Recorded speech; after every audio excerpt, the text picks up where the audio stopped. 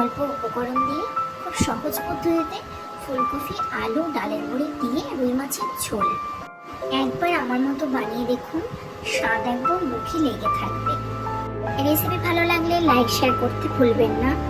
চ্যানেলটি সাবস্ক্রাইব করে নেবেন নিত্য নতুন রেসিপি পাওয়ার জন্য। এবার তাহলে চলুন রেসিপিতে যাওয়া যাক। প্রথমে মাছগুলো ভালো করে ধুয়ে নিয়ে হলুদ, নুন, লঙ্কার গুঁড়ো, একটু সরষের তেল দিয়ে মেখে নেব। মেখে নিয়ে কড়া বসিয়ে দেবো, কড়াতে তেল দিয়ে দেবো। তেল গরম হলে এক একে মাছগুলো ছেড়ে দেবো। মাছগুলো এপিট ওপিট করে ভালো করে ভেজে নেব। মাছগুলো ভাজা হয়ে গেলে নামিয়ে নেব। নামিয়ে নিয়ে এই মাছ ভাজা তেলের মধ্যে ডালের বড়িগুলো ভেজে নেব। ডালের বড়ি ভাজা হয়ে ফুলকপিগুলো ভেজে নেব। নুন, হলুদগুলো অ্যাড করে দেবো, ভেজে নেব। এবার ভেজে নিয়ে ওই তেলের মধ্যে আলুটা ছেড়ে দেবো, আলুটা ভেজে নেব।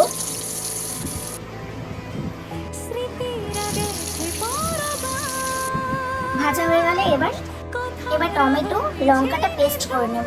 পেস্ট করে নিয়ে এবারে কিছুটা ধনে গুঁড়ো, লঙ্কা গুঁড়ো, জিরে গুঁড়ো আর টক দই, হলুদ দিয়ে মিক্স করে নেব।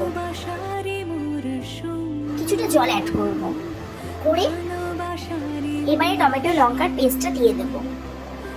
এবার ফোড়নের জন্য কালো জিরে, গোটা গরম মশলা, শুকনো লঙ্কা আর টমেটো দিয়ে দেবো। টমেটো দিয়ে নাড়াচাড়া করে কাঁচা লঙ্কা দিয়ে দেবো। সেটা নাড়াচাড়া করে মশলাটা আমি অ্যাড করে দেবো।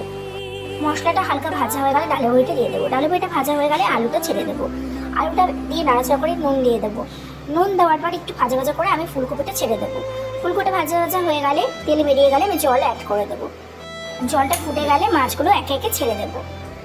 মাছটা নেড়ে চেড়ে অন্য পাত্রে কর্নফ্লাওয়ার গুলিয়ে নেব। এবার মাছের ঝোলের মধ্যে কর্নফ্লাওয়ার গুঁড়াটা দিয়ে দেব। এবারে ঝোলটা ভালো করে ফুটে গেলে ধনেপাতা দিয়ে নামিয়ে ফেলবো। আমার রেসিপিটা আশা করি আপনাদের ভালো লাগবে।